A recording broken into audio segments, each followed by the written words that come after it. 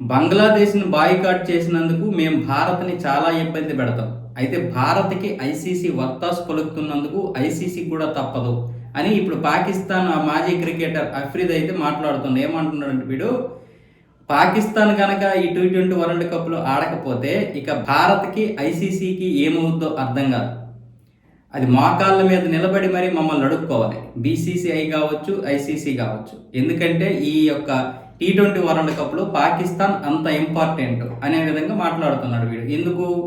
Pakistan, India match అంటే చాలామంది ఆసక్తిగా చూస్తారు. ముఖ్యంగా ఈ 2 దేశాల ప్రజలే కాకుండా ప్రపంచంలో చాలా దేశాలు ఈ యొక్క మ్యాచ్‌ని తిలకిస్తారు. కనీసం ఒక 80-90 కోట్ల మంది అయినా ఈ మ్యాచ్‌ని తిలకిస్తారు. ఏదైతే ఇండియాకి, పాకిస్తాన్‌కి జరగబోతుందో ఆ మ్యాచ్ అది. అందుకని ఐసీసీకి అలాగే బీసీసీఐకి చాలా నష్టం ఏర్పడుతుంది మేము ఒకవేళ ఆడకపోతే. అందుకే వాళ్ళు మోకాళ్ళ మీద నిలబడి మమ్మల్ని అడుక్కోవాల్సిందే.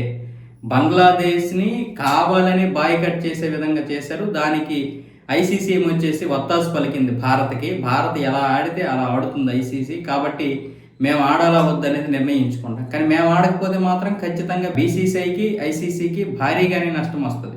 వాళ్ళు అడుక్కోవడం తప్ప మరొక మార్గం లేదని ఈ కలలు దొబ్బుతున్నాడు వీడు.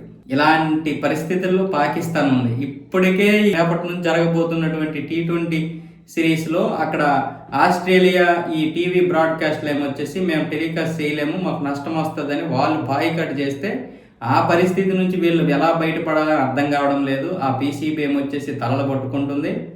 వాళ్ళు ఏం చేయాలో అర్థం కావడం లేదు. మరొక వైపు ఏమొచ్చేసి ఒకవేళ ఆడకపోతే టీ20 వరల్డ్ కప్‌లో ఐసీసీ ఎలాంటి భారీ జరిమానాలు విధిస్తుందో కూడా తెలియదు. వీళ్ళేమొచ్చేసి ఈ విధంగా మాట్లాడుతున్నారు. ఇప్పుడు టీ20 వరల్డ్ కప్‌లో భారత్‌తో ఆడితే ఓడిపోయి మళ్ళీ అవమానం.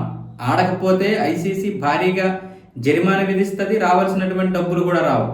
ఇలాంటి పరిస్థితుల్లో తికమక తర్జన భర్జన పడుతున్నటువంటి పరిస్థితుల్లో ఆ మూలిగే నక్క మీద తాటికాయ పడ్డట్టు ఆ పుండిని కాకి పొడిచినట్లుగా ఇప్పుడు ఆస్ట్రేలియా టీవీ బ్రాడ్‌కాస్ట్‌లు ఇచ్చినటువంటి ఆ జలక్కి ఎలా తలదించుకోవాలో, ఎలాగా ఆ సమస్యను పరిష్కరించుకోవాలో తెలియక పీక్కుంటుంటే ఈ వెధవలందరూ వచ్చి ఇలా మాట్లాడుతున్నారు.